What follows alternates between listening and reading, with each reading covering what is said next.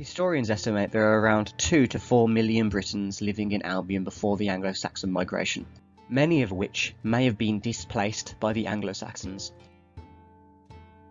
The most popular opinion of how the Anglo-Saxons got to Britannia was by boat in the same way as the Vikings. However, the crossing may not be so simple to determine. Many academics now think that unlike the later Vikings, the Anglo-Saxons may not have sailed directly across the North Sea. Instead, whole tribes would have travelled down south along the coast and crossed from Frisia, as the crossing would have been safer. Some evidence of this is that the southwest coast of the British Isles and the northeast coast of the French is known as the Saxon Shore. The Romans set up many fortifications in this area, and it was an official military command under the Count of the Saxon Shore. This suggests that the Anglo-Saxons had been migrating and raiding these areas prior to Roman departure. However, others suggest that it got its name as the Saxons had already begun to land and settle in these areas prior to Rome's departure. So who were these Anglo-Saxon tribes? Jutes is a Latin variation of the Old English Eotas. Autas may have referred to giants or great ones, implying that they were either a particularly brawny or tall people. They may have been the same tribe as the Euphones Franks, who lived in what is now known as Calais, the closest part of the continent to the British Isles, and just across the Channel from Kent, where the Jutes settled. These two tribes share strikingly similar artifacts and artistic styles, and were culturally alike. They most likely came from Jutland, the peninsula that forms part of modern-day Denmark. Therefore, it is possible they travelled down to Calais to make the crossing. This is supported by many historians who speculate that the Jutes were no longer living in Jutland at this point in history, but had migrated south to Frisia and Flanders due to climate change. They settled in Kent and Witwara, known now as the Isle of Wight. Next we have the Angles. They were named after Angul, who was chosen to be king because of his bravery. The name Angul translates to narrow, referring to narrow water. The name Angul also translates to hook, like the kind used for fishing, possibly suggesting they were skilled fishermen, or that their landmass resembled a hook in shape. This led to the term Angalling. The Angles settled along the eastern coast and into the Midlands of what is now England.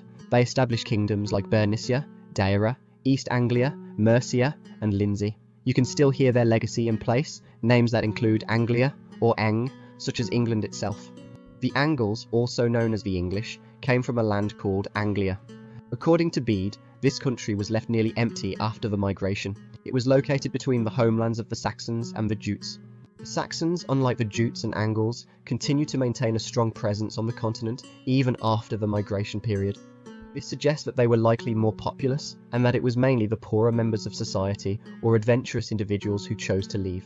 The Saxons came from a region Bede referred to as Old Saxony, and they eventually settled in areas we now know as Wessex, Sussex, and Essex.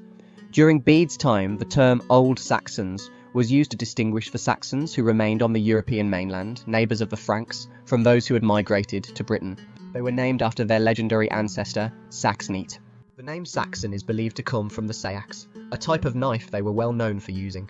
Interestingly, after arriving in the British Isles, these knives quickly became shorter, signalling an early cultural divergence. The word sayax itself traces back to the Indo-European root sek, which means to cut.